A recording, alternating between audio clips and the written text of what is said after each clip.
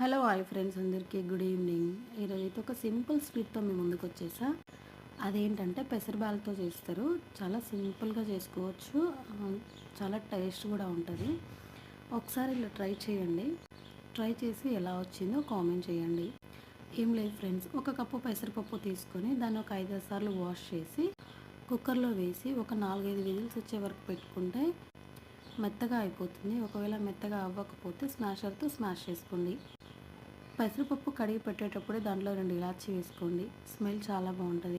అంతే, 5-6 విజిల్స్ వచ్చిన తర్వాత దింపేసి బెల్లం వేసుకొని కలుపుకోవడమే. మీకు ఇష్టమైతే గ్యాస్ మీద పెట్టే కలుపుకోవచ్చు. ఫైనల్గా సర్వ్ చేసుకొని కొంచెం నెయ్యి వేసుకొని తింటే సూపర్గా ఉంటుంది.